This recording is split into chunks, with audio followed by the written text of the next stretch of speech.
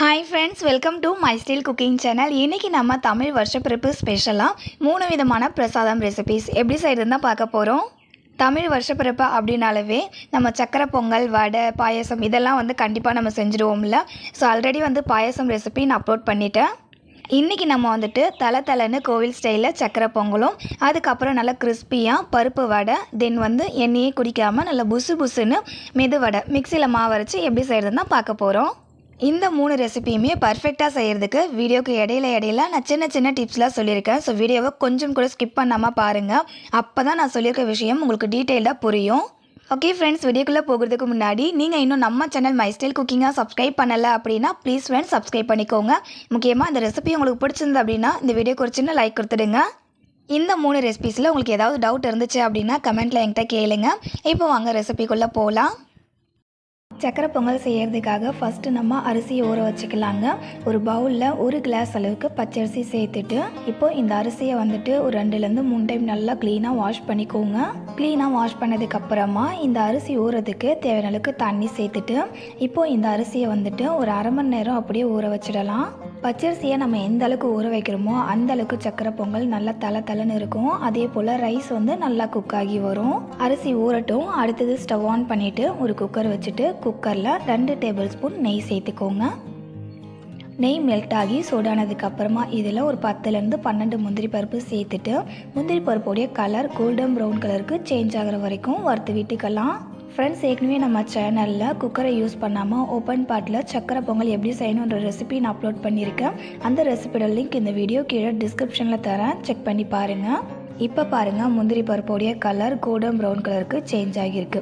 இந்த அளவுக்கு colour change ஆனதுக்கப்புறமா முந்திரி பருப்பை நெய்லேருந்து எடுத்து ஒரு பிளேட்டில் மாற்றிக்கோங்க. நெக்ஸ்ட்டு இதே நெய்லேயும் ஒரு 10லேருந்து 12 காஞ்ச திராட்சை சேர்த்துட்டு ஸ்டவ்வை லோ ஃப்ளேமில் வச்சுட்டு காஞ்ச திராட்சை உப்பி வர வரைக்கும் வறுத்து விட்டுக்கலாம். ஸ்டவ் லோ ஃப்ளேமில் வச்சுட்டு காஞ்ச திராட்சை வறுத்து விட்டோம் அப்படின்னா தான் திராட்சை கரைஞ்சி போயிடாமல் கரெக்டான பதத்துக்கு வரப்பட்டு வரும். இப்போ பாருங்கள், காஞ்ச திராட்சை நல்லா உப்பி வந்திருக்குல்ல. இந்த மாதிரி உப்பி வந்ததுக்கு அப்புறமா இப்போ இந்த காஞ்ச திராட்சையை எடுத்துட்டு ஒரு பிளேட்டில் மாற்றி வச்சுக்கோங்க. நெக்ஸ்ட்டு இந்த நெய்யில் பாசிப்பருப்பு சேர்த்துக்கோங்க. நம்ம எந்த கிளாஸில் அரிசியை மெஷர் பண்ணமோ அதே கிளாஸால் 1/2 கிளாஸ் அளவுக்கு பாசிப்பருப்பை குக்கரில் சேர்த்துக்கலாம். சேர்த்துட்டு பாசிப்பருப்புடைய கலர் நல்லா பொன்னிறமாக சேஞ்ச் ஆகி வர வரைக்கும் வறுத்து விட்டுக்கலாம். பாசிப்பருப்பை ரொம்ப கரிஞ்சு போகிற அளவுக்கு வறுத்து விட்டுறக்கூடாது. லைட்டாக கலர் சேஞ்ச் ஆகி வர வரைக்கும் வறுத்து விட்டால் போதும். இப்போ பாருங்கள், பாசிப்பருப்பு நல்லா வரப்பட்டிருக்கு. அதோடைய கலர் லைட்டாக பொன்னிறமாக சேஞ்ச் ஆகிருக்கு பாருங்கள். இந்த அளவுக்கு வரப்பட்டாலே போதும். இப்போ இதில் 5 கிளாஸ் அளவுக்கு தண்ணி சேர்த்துக்கலாம். அரிசியை எந்த கிளாஸில் மெஷர் பண்ணமோ அதே கிளாஸால் 5 கிளாஸ் அளவுக்கு தண்ணி சேர்த்துக்கணும். நான் 5 கிளாஸுமே தண்ணி தான் சேர்த்துருக்கேன். நீங்கள் 4 கிளாஸ் அளவுக்கு தண்ணி, 1 கிளாஸ் அளவுக்கு பால் சேர்த்துக்கிறதா இருந்தாலும் சேர்த்துக்கலாம். அது உங்களுடைய விருப்பம்தான். நெக்ஸ்ட் இதில் ஒரு 2 கல் அளவுக்கு உப்பு சேர்த்துக்கோங்க. உப்பு சேர்த்து செய்யும்போது சக்கரை பொங்கலில் ஸ்வீட் டேஸ்ட்டை எடுத்து கொடுக்கும். அதுக்காக தான் உப்பு சேர்த்துருக்கோம். அதிகமாக சேர்த்துடக்கூடாது. சும்மா 2 கல் அளவுக்கு சேர்த்துக்கோங்க. அடுத்து வாசனைக்காக ஒரு 3 ஏலக்காவை நல்லா நசுக்கிட்டு சேர்த்துக்கோங்க. சேர்த்துட்டு நல்லா மிக்ஸ் பண்ணி விட்டுட்டு இப்போ இந்த தண்ணியை நல்லா சூடாகி கொதித்து வரட்டும். அது வரைக்கும் அப்படி விட்டுடலாம். தண்ணி சூடாகி கொதித்து வந்ததுக்கு அப்புறமா நம்ம ஊற வச்ச அரிசி இருக்குல்ல, அதை சேர்த்துக்கோங்க. சேர்த்துட்டு ஒரு டைம் நல்லா கலந்து விட்டுட்டு இப்போ குக்கரை மூடிட்டு விசில் போட்டுருங்க. இப்போ இந்த அரிசி பருப்பை வேக வைக்கிறதுக்கு 3 விசில் விட்டு நம்ம வேக வச்சோம் அப்படின்னாலவே நல்லா குழஞ்சி வெந்து வந்துடும். ஸ்டவ்வை கரெக்டாக மீடியம் ஃப்ளேமில் வச்சுட்டு 3 விசில் விடுங்க, கரெக்டாக இருக்கும். குக்கர்லேருந்து 3 விசில் வந்ததுக்கு அப்புறமா குக்கரில் இருக்க ப்ரெஷர் எல்லாமே ரிலீஸ் ஆகிற வரைக்கும் அப்படி வச்சுடுங்க. அடுத்து ஸ்டவ் மேலே பேன் வச்சுட்டு அதில் 1/2 கப் அளவுக்கு வெல்லம் சேர்த்துக்கோங்க. வெல்லத்தை கரைக்கிறதுக்காக இதில் ஒரு 3/4 கப் அளவுக்கு தண்ணி சேர்த்துட்டு இந்த வெல்லத்தை கரைச்சிக்கலாம். நம்ம அரிசியை மெஷர் பண்ணிட்டோம்ல, அதே கப்பால் தான் பாசிப்பருப்பு, வெல்லம், தண்ணி எல்லாத்தையுமே மெஷர் பண்ணிக்கணும். வெல்லம் நல்லா கரைஞ்சி நல்லா தண்ணியானதுக்கு அப்புறமா இப்போ ஸ்டவ் ஆஃப் பண்ணிவிட்டு இந்த வெள்ளை தண்ணியை அப்படியே ஒரு பக்கம் எடுத்து வச்சுடுங்க. அடுத்து குக்கர்லேருந்து ப்ரெஷர் எல்லாமே வெளியே வந்ததுக்கு அப்புறமா குக்கரை ஓப்பன் பண்ணி பாருங்கள். அரிசியும் பருப்பும் நல்லா குழஞ்சி வெந்து வந்திருக்கும் பாருங்கள். பார்க்கும்போதே உங்களுக்கு தெரியுதுல்ல. இப்போது இந்த அரிசி பருப்பை கரண்டியால் இந்த மாதிரி நல்லா மேஷ் பண்ணி விட்டுக்கோங்க. ஏற்கனவே அரிசியும் பருப்பும் நல்லா குழஞ்சி வெந்து வந்திருக்கும். கரண்டியால் இந்த மாதிரி லைட்டாக நம்ம மசிச்சு விட்டோம் அப்படின்னா நல்லா மசிஞ்சிடும். பாருங்கள், இந்த அளவுக்கு நல்லா மசிச்சு விட்டதுக்கு அப்புறமா இப்போ இதில் நம்ம ஏற்கனவே வெல்லத்தை கரைச்சி வச்சுருக்கோம்ல, அந்த வெள்ளை தண்ணியை இந்த அரிசி பருப்பு கூட சேர்த்துக்கலாம். எல்லா வெள்ளை தண்ணியுமே சேர்த்துக்கோங்க. சேர்த்துட்டு இப்போ இந்த வெல்லம் அரிசி பருப்பு ரெண்டுமே நல்லா மிக்ஸ் ஆகிற அளவுக்கு மிக்ஸ் பண்ணி விட்டுக்கோங்க. வெள்ளை தண்ணியை அரிசி பருப்பு கூட சேர்த்ததுக்கப்புறமா ஸ்டவ் ஆன் பண்ணிவிட்டு ஸ்டவ்வை ஸ்லோ ஃப்ளேமில் வச்சுக்கோங்க. வச்சுட்டு நல்லா கலந்து விட்டுக்கோங்க. அரிசி பருப்பு கூட வெள்ளை தண்ணியை சேர்த்துட்டு கலந்து விடும்போது தண்ணியாக இருக்கிற போல் இருக்கும். லோ ஃப்ளேம்லேயே வச்சு நம்ம நல்லா கலந்து விட்டுட்டே இருந்தோம் அப்படின்னா ஒரு 5 நிமிஷத்துலேயே லைட்டாக கெட்டியாகி வரும். ரொம்ப கெட்டியாகிற வரைக்கும் மிக்ஸ் பண்ணி விடக்கூடாது. அதுக்கப்புறம் சூடானதுக்கு அப்புறமா சக்கரை பொங்கல் கெட்டியாக ஆரம்பிச்சிடும். இப்போ பாருங்கள், ஃபஸ்ட்டு இருந்ததை விட இப்போ கொஞ்சம் லைட்டாக கெட்டியாகிருக்கு. இந்த அளவுக்கு கட்டியானாலே போதும். இப்போது இதில் நம்ம 2 டேபிள் ஸ்பூன் அளவுக்கு நெய் சேர்த்துக்கலாம். நெய் சேர்த்துட்டு நல்லா மிக்ஸ் பண்ணி விட்டுக்கோங்க. நம்ம எடுத்துக்கிற வெள்ளத்தோடைய கலரை பொறுத்து தான் சக்கரை பொங்கலோடைய கலர் நல்லா டார்க்காக இருக்கும். ஸோ அதனால் வெல்லம் கொஞ்சம் நல்ல கலராக இருக்கிற போல் வாங்கிக்கோங்க. சக்கரை பொங்கலில் நெய் அதிகமாக சேர்த்து சாப்பிட்றது எனக்கு பிடிக்கும். அதனால நான் 2 டேபிள் ஸ்பூன் அளவுக்கு சேர்த்துருக்கேங்க. உங்களுடைய டேஸ்ட்டுக்கு தகுந்த போல் நீங்கள் நெய்யோட அளவு குறைச்சி சேர்த்துக்கலாம், அப்படின்னா அதிகமாகவும் சேர்த்துக்கலாம். சக்கரை பொங்கலில் நெய்லாம் சேர்த்து கலந்து விட்டதுக்கு அப்புறமா பாருங்கள், சக்கரை பொங்கலோடைய கன்சிஸ்டன்சி இந்த அளவுக்கு இருக்கும். இந்த அளவுக்கு இருந்துச்சு அப்படின்னா தான் சூடு ஆறுனதுக்கு அப்புறமா சக்கரை பொங்கல் கெட்டியாகாமல் தலை இருக்கும். ஃபைனலாக சக்கரை பொங்கலில் நெய்யில் வறுத்து வச்ச ட்ரை நட்ஸ் 2த்தையுமே சேர்த்துட்டு நல்லா கலந்து விட்டுக்கலாங்க. அவ்வளோதான், நல்லா கமன்னு நெய் வாசனையோட தலைன்னு டேஸ்டியான சக்கரை பொங்கல் ரெடி ஆயிடுச்சு. இந்த வீடியோவில் சொல்லியிருக்க போலவே இந்த மெஷர்மெண்ட்டை யூஸ் பண்ணி நீங்களும் செஞ்சு பாருங்கள். நல்லா தலைன்னு சக்கரை பொங்கல் நீங்களும் செய்யலாம். செஞ்சு பார்த்துட்டு உங்களுடைய ஃபீட்பேக்கை மறக்காமல் என் கூட கமெண்ட்டில் ஷேர் பண்ணிக்கோங்க. சும்மா தலைன்னு கோவில் ஸ்டைலில் சக்கரை பொங்கல் டேஸ்ட் மாறாமல் எப்படி செய்யுதுன்னு பார்த்தாச்சு.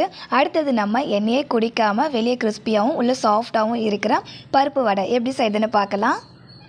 ஃபஸ்ட்டு ஒரு பவுல் எடுத்துக்கோங்க. அதில் 1.5 கப் அளவுக்கு கடலைப்பருப்பு சேர்த்துக்கலாம். இதோடைய வெயிட் பார்த்தீங்கன்னா 1/4 கிலோ அளவுக்கு எடுத்திருக்கேன். கடலைப்பருப்பை உங்கள் வீட்டில் இருக்கிற ஏதாவது ஒரு கிளாஸ் அப்படின்னா பவுலில் அளந்து எடுத்துக்கோங்க.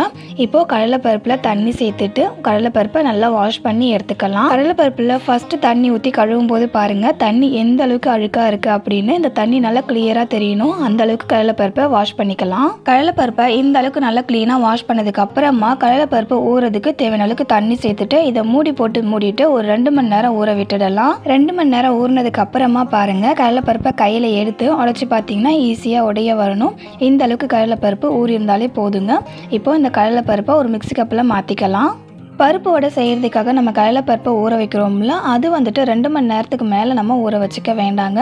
மிக்ஸி கப்பில் கடலைப்பருப்பை சேர்த்ததுக்கு அப்புறமா க்ளோஸ் பண்ணிவிட்டு இதில் கொஞ்சம் கூட தண்ணி சேர்த்துக்காமல் கடலைப்பருப்பை கொரப்பாக அரைச்சி எடுத்துக்கலாம். பாருங்கள் ஃப்ரெண்ட்ஸ், பாதி கடலைப்பருப்பு கொரப்பாக அரைப்பட்டிருக்கு, பாதி கடலைப்பருப்பு முழுசாகவே இருக்குல்ல. இந்த மாதிரி தான் வடைக்கு பருப்பை அரைச்சி எடுத்துக்கணும். பருப்பு வடைக்கு கடலைப்பருப்பை இந்த அளவுக்கு கொரப்பாக அரைச்சிக்கோங்க. அப்போ தான் வடை நல்லா முறுமுறுப்பாக இருக்குங்க.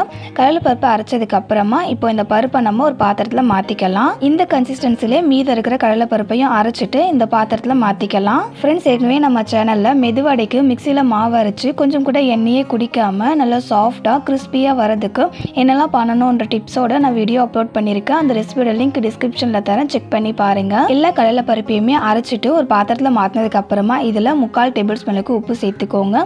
கூடவே நீல வாக்கில் கட் பண்ண 6 மீடியம் சைஸ் வெங்காயம் சேர்த்துக்கலாம். 6 பச்சை மிளகாவை நல்லா இதை போல் பொடியாக கட் பண்ணி சேர்த்துக்கோங்க. ஒரு 3 கொத்தளவுக்கு கருவேப்பிலையும் சேர்த்துட்டு இதில் ஒரு 10 பல்லு பூண்டை தோலோடவே நசுக்கிட்டு சேர்த்துக்கோங்க. 2 இன்ச் அளவுக்கு இஞ்சை நசுக்கிட்டு சேர்த்துக்கோங்க.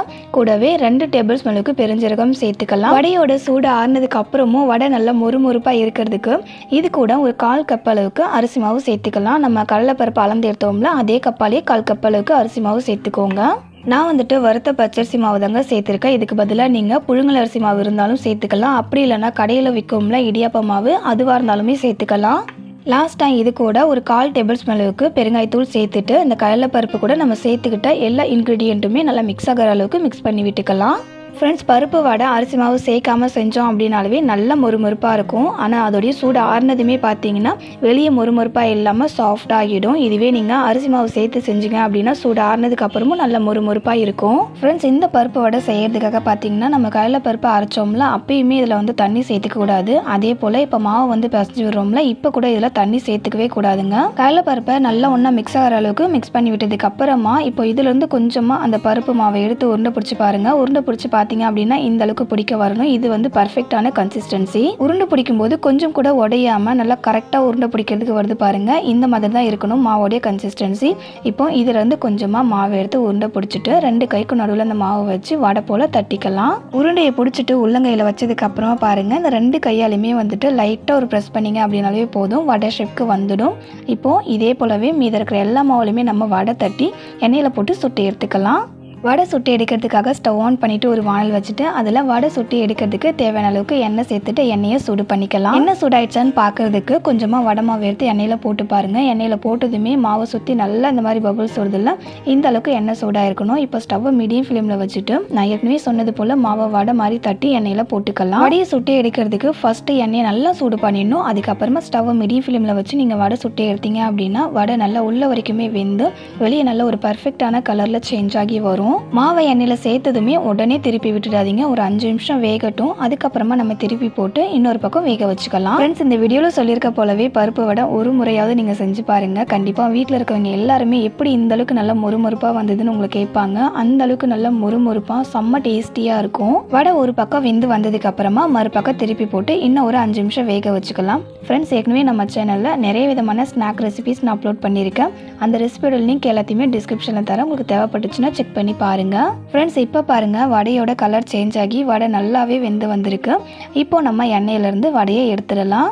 இதை போலவே மீத இருக்கிற எல்லா மாவுலையுமே வடை செஞ்சு எடுத்துக்கலாம். அவ்வளோதாங்க, ஒரு சூப்பர்வான டேஸ்ட்டில் கொஞ்சம் கூட எண்ணெயே குடிக்காத வடையோட சூடு ஆறுனாலுமே வெளியே நல்ல முறுமுறுப்பாக இருக்கிற பருப்பு வடை ரெடி. அப்படியே இந்த பருப்போட சாப்பிடும்போது பார்த்தீங்கன்னா வெளியே நல்ல முறுமுறுப்பாக இருக்கும், உள்ளே அவ்வளோ சாஃப்டாக இருக்கும், செம்ம டேஸ்ட்டாக இருக்கும். வடையை நான் தொட்டு காமிக்கிறேன் பாருங்கள். என்னுடைய கையில் கொஞ்சம் கூட எண்ணெயே இருக்காது. அந்த அளவுக்கு இந்த வடை கொஞ்சம் கூட எண்ணெயே குடிக்காமல் இருக்கும்.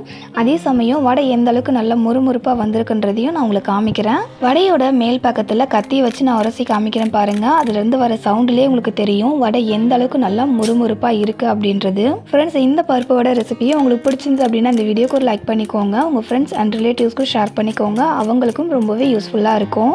லாஸ்ட்டாக நம்ம பார்க்க போகிற ரெசிபி உளுந்து வடைங்க. உளுந்து வடை செய்யறதுக்கு கிரைண்டர்லாம் தேவையே இல்லை. மிக்ஸி இருந்துச்சு அப்படின்னாலவே அதிலே உளுந்து மாவை அரைச்சி எண்ணெயே குடிக்காமல் நல்ல புசு புசுன்னு வடை செய்யலாம். எப்படி செய்யறதுன்னு பார்க்கலாம். மெதுவடை செய்யறதுக்கு இந்த மாதிரி வெள்ளை உருட்டு உளுந்து எடுத்துக்கோங்க. நான் 1 கப் அளவுக்கு உளுந்து மெஷர் பண்ணி எடுத்திருக்கேன். இதோடைய கரெக்டான வெயிட் பார்த்தீங்கன்னா 1/4 கிலோ அளவுக்கு இருக்குது. நம்ம வீட்டில் இருக்கிற ஏதாவது ஒரு கப்பு கிளாஸில் கரெக்டாக 1 கப் வர போல் மெஷர் பண்ணி எடுத்துக்கோங்க.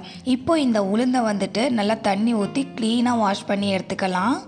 உளுந்தில் ஃபஸ்ட்டு தண்ணி சேர்த்து கழுவும் போது தண்ணியோட கலர் பாருங்கள் நல்லா ஒயிட்டாக இருக்குல்ல. இந்த தண்ணி நல்லா கிளியராக வரணும். அது வரைக்கும் உளுந்தை வந்து நல்லா க்ளீனாக வாஷ் பண்ணிக்கோங்க. உளுந்தை ஊற வைக்கிறதுக்கு முன்னாடியே இந்த மாதிரி நல்லா க்ளீனாக வாஷ் பண்ணிக்கோங்க. ஊற வச்சதுக்கு அப்புறமா நம்ம உளுந்தை கழுவணும் அப்படின்னா அதில் இருக்கிற வழுவழுப்பு தன்மை போயிடும். உளுந்தை நல்லா க்ளீனாக வாஷ் பண்ணதுக்கு அப்புறமா இப்போ இது ஊறதுக்கு தேவையான அளவுக்கு தண்ணி சேர்த்துட்டு இந்த உளுந்தை வந்துட்டு கரெக்டாக 1 மணி நேரம் ஊற வச்சுக்கோங்க. உளுந்தை 1 மணி நேரத்துக்கு மேலே ஊற வச்சிட வேண்டாம், அதில் தண்ணி கொத்துக்கும். கரெக்டாக 1 மணி நேரம் ஊற வச்சா போதும். இப்போ பாருங்கள், உளுந்து வந்து நல்லா 1 மணி நேரம் ஊறிருக்கு.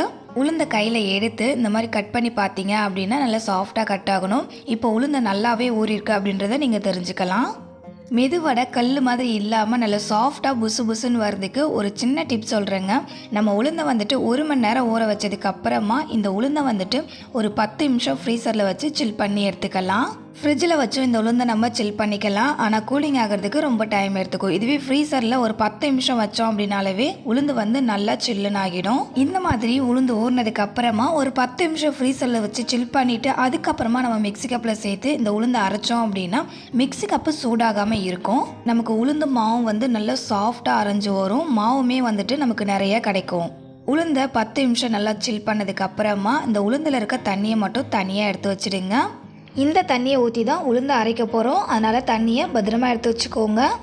அடுத்து ஊற வச்ச உளுந்தை வந்து அரைச்சிக்கலாங்க. அதுக்கு ஒரு மிக்ஸி கப்பில் நம்ம ஊற வச்ச உளுந்தில் பாதி உளுந்தை மட்டும் ஃபஸ்ட்டு மிக்ஸி கப்பில் சேர்த்துக்கோங்க. மிக்ஸி கப்பில் உளுந்து சேர்க்கும் போது கம்மியாக இருக்கிற போல் தான் இருக்கும். ஆனால் உளுந்து அரைப்பட மாவு வந்து அதிகமாகும். அதனால் நம்ம ஊற வச்ச உளுந்தை 2 டைமாக அரைச்சி எடுத்துக்கலாம். அது மட்டும் இல்லாமல் கொஞ்சம் கொஞ்சமாக சேர்த்து நம்ம அரைச்சோம் அப்படின்னா உளுந்து வந்து நல்ல சாஃப்டாக பஞ்சு போல் அரைஞ்சு வரும். மிக்ஸி கப்பில் உளுந்து சேர்த்ததுக்கு அப்புறமா ஃபஸ்ட்டு இதில் தண்ணி எதுவும் சேர்த்துக்காம மிக்ஸி கப்பை க்ளோஸ் பண்ணிவிட்டு இந்த மாதிரி நல்லா கொஞ்சம் கொரப்பாக அரைப்படுற வரைக்கும் அரைச்சிக்கோங்க. உளுந்தை ஃபஸ்ட்டு அரைக்கும் போதே தண்ணி சேர்த்து அரைச்சிட்டோம் அப்படின்னா உளுந்து அரைப்படுறது கொஞ்சம் கஷ்டமாக இருக்கும். அதனால் இந்த மாதிரி கொரப்பாக அரைச்சிட்டு அதுக்கப்புறமா தண்ணி சேர்த்துக்கலாம். நம்ம உளுந்து ஊற வச்ச தண்ணி இருக்குல்ல, அது வந்துட்டு ஒரு 1/4 கிளாஸ் அளவுக்கு மிக்ஸி கப்பில் சேர்த்துட்டு மிக்ஸி கப்பை க்ளோஸ் பண்ணிவிட்டு அகைன் நல்லா அரைச்சி எடுத்துக்கோங்க. ஃபஸ்ட்டு கொஞ்சமாக தண்ணி சேர்த்து அரைச்சதுக்கு அப்புறமா உளுந்து வந்துட்டு பாதி மஞ்சிருக்கும் பாதி மையாமல் இருக்கும். இப்போ இதில் வந்துட்டு திரும்ப ஒரு 1/4 கிளாஸ் அளவுக்கு தண்ணி சேர்த்து நல்ல மையை அரைச்சி எடுத்துக்கலாம். இப்போ பாருங்கள், உளுந்து வந்து நல்லா சாஃப்டாக அரைச்சி எடுத்தாச்சு. உளுந்தை வந்து நம்ம கையில் எடுத்து பார்த்தோம் அப்படின்னா மை போல் இருக்கணும். அந்த அளவுக்கு நல்ல மையை அரைச்சி எடுத்துக்கணும். கொஞ்சம் கூட கொரப்பாக இருக்கக்கூடாது. மிக்ஸி கப்பு சூடாகும் அப்படின்ற பயமே வேண்டாம். ஏன்னா வந்து உளுந்து வந்து நல்லா கூலிங்காக இருக்கும். அதே போல் நம்ம தண்ணியுமே வந்து சில்லுன்னு சேர்த்து வந்து அரைக்கிறோம் இல்லையா, அதனால் கண்டிப்பாக வந்து மிக்ஸி கப்பு சூடாகாது. உளுந்து மாவை அரைச்சதுக்கு அப்புறமா அதோடைய கன்சிஸ்டன்சி பாருங்கள். மாவை கையில் எடுத்து நம்ம கீழே விட்டோம் அப்படின்னா எவ்வளோ அழகாக குண்டாக விழுது அப்படின்னு. இதுதான் வந்து கரெக்டான கன்சிஸ்டன்சி. மாவை அரைச்சதுக்கப்புறம் உளுந்து மாவு வந்து தண்ணியாக இல்லாமல் இந்த மாதிரி நல்லா கெட்டியாக இருக்கிற போல் அரைச்சிக்கோங்க. உளுந்து மாவு அரைக்கும் போது அதில் தண்ணி சேர்த்து அரைக்கிறோம் இல்லையா, அந்த தண்ணியோட கரெக்டான மெஷர்மெண்ட்டை வந்து நான் சொல்கிறேன். நம்ம உளுந்தை வந்து மெஷர் பண்ணிக்கிட்டோம் இல்லையா கப்பு, அந்த கப்பால் 1/2 கப் அளவுக்கு உளுந்து ஊற வச்ச தண்ணி எடுத்துக்கோங்க. அந்த 1/2 கப்பில் வந்துட்டு 1/4 கப் தண்ணி வந்து ஃபஸ்ட்டு அரைக்கிற உளுந்துக்கு சேர்த்து அரைச்சிக்கோங்க. மீதி இருக்குது இல்லையா 1/4 கப் தண்ணி, அது வந்துட்டு நம்ம செகண்டாக அரைக்க போகிற உளுந்து கூட சேர்த்து அரைச்சிக்கோங்க. நம்ம மீதி வச்சுருக்கோம்ல உளுந்து, அதையும் நான் சொன்னதை போலவே அரைச்சி எடுத்துக்கோங்க. 1 கப் உளுந்து எடுத்துக்கிட்டிங்க அப்படின்னா உளுந்து எடுத்த அதே கப்பால் 1/2 கப் அளவுக்கு தண்ணி தேவைப்படும் அந்த உளுந்து அரைக்கிறதுக்கு.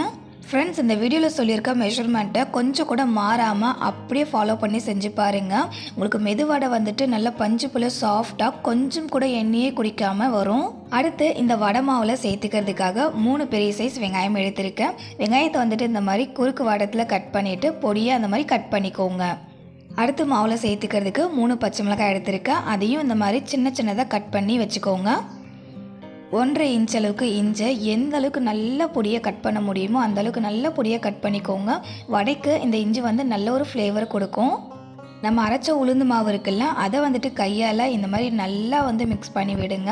ஒரு 1/4 மணி நேரம் மாவு வந்துட்டு இந்த மாதிரி கைவிடாமல் நல்லா மிக்ஸ் பண்ணிக்கோங்க. இந்த மாதிரி மாவை நல்லா நம்ம மிக்ஸ் பண்ணி விட்டோம் அப்படின்னா வடை வந்துட்டு கல் மாதிரி இல்லாமல் நல்லா பஞ்சு போல் செம்ம சாஃப்டாக வரும். உளுந்து மாவை 15 நிமிஷத்துக்கு நல்லா மிக்ஸ் பண்ணி விட்டதுக்கு அப்புறமா நம்ம கட் பண்ணி வச்சுருக்க இஞ்சி, பச்சை மிளகாய், வெங்காயம் இது 3த்தையுமே மாவு கூட சேர்த்துக்கோங்க. வடையில் வெங்காயத்தோடைய அளவு அதிகமாக போட்டு சாப்பிட்டா பிடிக்கும் அப்படின்னா நீங்கள் எக்ஸ்ட்ரா கூட வெங்காயம் வந்து கட் பண்ணி சேர்த்துக்கலாம். அது உங்களுடைய விருப்பம்தான். அடுத்து இந்த மாவு கூட 2 டேபிள் ஸ்பூன் மிளகு சேர்த்துக்கலாம். 3 கொத்தளவுக்கு கருவேப்பிலை சேர்த்துக்கோங்க. கருவேப்பிலையை கட் பண்ணி சேர்க்குறதா இருந்தாலும் நீங்கள் சேர்க்கலாம். நான் கட் பண்ணாமல் முழுசாகவே சேர்த்துருக்கேன். நெக்ஸ்ட் இதில் மாவுக்கு ஏற்ற அளவுக்கு உப்பு சேர்த்துக்கலாம். நான் ஒரு 3/4 டேபிள் ஸ்பூன் உப்பு சேர்த்துருக்கேன். அடுத்து வடை எண்ணெய் குடிக்காமல் வர்றதுக்கு இதில் ஒரு சீக்ரெட் இன்க்ரீடியன்ட் வந்து சேர்க்க போகிறோம். அந்த சீக்ரெட் இன்க்ரீடியன்ட் என்ன அப்படின்னா பச்சரிசி மாவு. நம்ம வந்து உளுந்தை வந்து மெஷர் பண்ணிக்கிட்டோம்ல, அந்த கப்பாலேயே 3/4 கப் அளவுக்கு வறுத்த பச்சரிசி மாவு சேர்த்துக்கோங்க. வறுத்த பச்சரிசி மாவுனா டிஃப்ரெண்ட்டாக எந்த ஒரு மாவும் கிடையாதுங்க. நம்ம வீட்டில் வந்துட்டு அரிசியை ஊற வச்சு அதுக்கப்புறமா அரைச்சி அந்த மாவை வந்து அரைக்கணும். அதை தான் நான் வறுத்த பச்சரிசி மாவுன்னு மென்ஷன் பண்ணியிருக்கேன். அந்த மாவு வந்து எப்படி ப்ரிப்பேர் பண்ணணும் அப்படின்னு ஆல்ரெடி வீடியோ அப்லோட் பண்ணியிருக்கேங்க. அந்த ரெசிபியோட லிங்க் இந்த வீடியோ கீழே டிஸ்கிரிப்ஷனில் தரேன், செக் பண்ணி பாருங்கள். உளுந்து மாவு கரெக்டாக அரைச்சிருக்கமான்னு செக் பண்ணுறதுக்கு ஒரு சின்ன டிப்ஸ் சொல்லணும்னு நினச்சேன், மறந்துட்டேன். என்ன அப்படின்னா அரைச்ச உளுந்து மாவை எடுத்து ஒரு பவுலில் தண்ணி எடுத்துட்டு அரைச்ச உளுந்து மாவை அந்த தண்ணியில் போட்டு பாருங்கள். உளுந்து மாவு மேலேயே வந்து மிதக்கணும், தண்ணிக்குள்ளே முழுகிடக்கூடாது. மாவு உள்ளே முழுகிடுச்சு அப்படின்னா மாவை இன்னும் அரைக்கணும் அப்படின்னு நீங்கள் தெரிஞ்சுக்கணுங்க. மாவு சப்போஸ் வந்து தண்ணி மேலேயே மிதக்குச்சு அப்படின்னா மாவு நல்லா அரைஞ்சிருக்கு அப்படின்னு நீங்கள் தெரிஞ்சுக்கலாம். அடுத்து வடை மாவில் சேர்த்துக்கிட்ட எல்லா இன்க்ரீடியண்ட்டுமே வடை மாவு கூட நல்லா மிக்ஸ் ஆகணும். அரிசி மாவு அங்கங்கே நின்று போயிடும். அதனால் நல்லா வந்து கையால் இந்த மாதிரி பசஞ்சு விட்டுக்கோங்க. ஒரு பர்ஃபெக்டான எண்ணெயே குடிக்காத நல்ல சாஃப்டான மெதுவடை எப்படி செய்யணுன்றதுக்கு இந்த வீடியோவில் A to Z டிப்ஸ் வந்து சொல்லியிருக்கேன். நான் எப்போவுமே மெதுவடை செய்யும்போது இந்த மெஷர்மெண்ட்டை மட்டும்தான் நான் ஃபாலோ பண்ணி செய்வேன். ஸோ அந்த மெஷர்மெண்ட் அண்ட் டிப்ஸை அப்படியே உங்க கூட ஷேர் பண்ணியிருக்கேன். ஸோ இந்த வீடியோவில் சொல்லியிருக்கிறத அப்படியே ஃபாலோ பண்ணி செஞ்சு பாருங்கள். ஒரு பர்ஃபெக்டான எண்ணெயே குடிக்காத சாஃப்டான மெதுவடை நீங்களுமே அழகாக செய்யலாம். வடை மாவை வடை ஷேப்க்கு தட்டுறதுக்கு முன்னாடி கையை ஃபஸ்ட்டு தண்ணியில் நனைச்சிட்டு நம்ம மாவு வச்சுருக்கோம்ல பாத்திரம், அந்த பாத்திரத்தினுடைய சைடில் வந்துட்டு மாவை எடுத்துக்கோங்க. எடுத்துட்டு இந்த மாதிரி கையால் ஓட்டை போட்டுட்டு மாவு வந்து நம்ம இந்த மாதிரி திருப்பி போட்டோம் அப்படின்னா மாவு கையில் ஒட்டாமல் நல்லா ரவுண்ட் ஷேப்க்கு விழும்.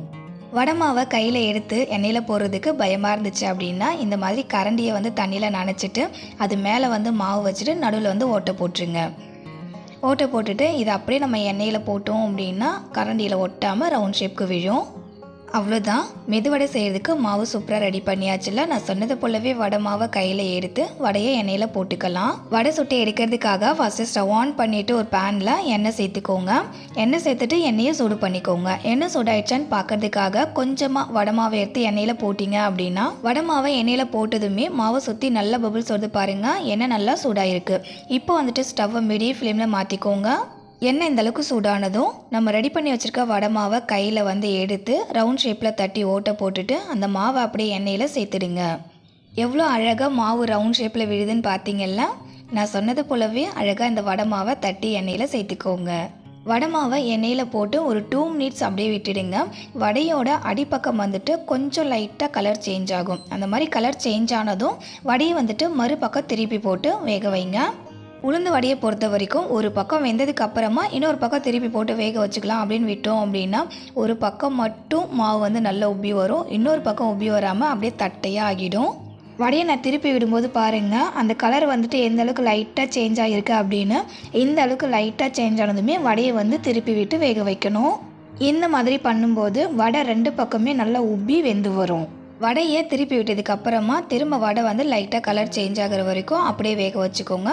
அடிக்கடி வடையை வந்துட்டு திருப்பி விட்டு வேக வச்சுக்கோங்க. அப்போ வந்து வடையோட கலர் வந்து ஃபுல்லாக ஈவனாக ஒரே கலராக இருக்கும். லாஸ்ட்டாக ஒரு சின்ன டிப்ஸுங்க. இப்போ பாருங்கள் வடை வந்துட்டு கொஞ்சம் பாதி அளவுக்கு கோல்டன் ப்ரௌன் கலருக்கு சேஞ்ச் ஆகியிருக்கு இல்லையா. இந்த மாதிரி கலர் சேஞ்ச் ஆனதும் ஸ்டவ்வை வந்துட்டு ஹை ஃப்ளேமில் வச்சு வடையை வேக வச்சுக்கோங்க. ஹை ஃப்ளேமில் வச்ச உடனே ஒரு 2 மினிட்ஸ்லேயே வந்துட்டு வடை இந்த மாதிரி நல்ல கோல்டன் ப்ரௌன் கலருக்கு சேஞ்ச் ஆகி வரும். இப்போ இந்த வடையை வந்துட்டு நம்ம எண்ணெயிலேருந்து எடுத்துடலாம். ஒரு வடையை எடுத்து காமிக்கிறேன் பாருங்கள். வடை கொஞ்சம் கூட எண்ணெயே குடிக்காமல் வந்திருக்கும். இப்போது எண்ணெயில் இருக்கிற எல்லா வடையுமே எடுத்துட்டு மீதி இருக்கிற எல்லா மாவுலையுமே இதே போல் வடை சுட்டு எடுத்துக்கோங்க. மெது வடை ரெடியானதுக்கு அப்புறமா நான் காமிக்கிறேன் பாருங்கள். ஒரு வடையை எடுத்து நான் அழுத்தி காமிக்கிறேன். வடை வந்து மேலே எந்த அளவுக்கு நல்லா கிறிஸ்பியாக வந்திருக்குன்றது அதுலேருந்து வர சவுண்டுலேயே நீங்கள் தெரிஞ்சுக்கலாம். வடையை வந்து ஸ்பூனாலையுமே நான் உரசி காமிக்கிறேன் பாருங்கள். எந்த அளவுக்கு நல்லா கிறிஸ்பியாக இருக்குன்னு உங்களுக்கு சவுண்டை கேட்கும்போதே தெரியுதில்ல. வடையை 2 பிச்சு காமிக்கிறேன் பாருங்கள். உள்ளே நல்லா பஞ்சு போல் சாஃப்டாகவும் வெளியே நல்லா கிறிஸ்பியாகவும் இருக்கும். அதே போல் கொஞ்சம் கூட வந்து எண்ணெயே குடிக்காது. கண்டிப்பாக இதே போல் ட்ரை பண்ணி பாருங்கள். ஓகே ஃப்ரெண்ட்ஸ், இன்றைக்கி உங்க கூட ஷேர் பண்ணிக்கிட்டேன். இந்த 3 விதமான ரெசிபிஸ் உங்களுக்கு பிடிச்சிருக்கும்னு நினைக்கிறேன். பிடிச்சிருந்துன்னா இந்த வீடியோக்கு ஒரு சின்ன லைக் கொடுத்துருங்க. உங்களுடைய ரிலேட்டிவ்ஸ் தெரிஞ்சவங்க ஃப்ரெண்ட்ஸுக்கெல்லாம் ஷேர் பண்ணிக்கோங்க. இதே போல் ஒரு இன்ட்ரெஸ்டிங்கான அண்ட் டிஃப்ரெண்ட்டான ரெசிபியோட நாளைக்கு மதியம் 3 மணிக்கு மீட் பண்ணலாம் ஃப்ரெண்ட்ஸ். தேங்க்ஸ் ஃபார் வாட்சிங். பாய்.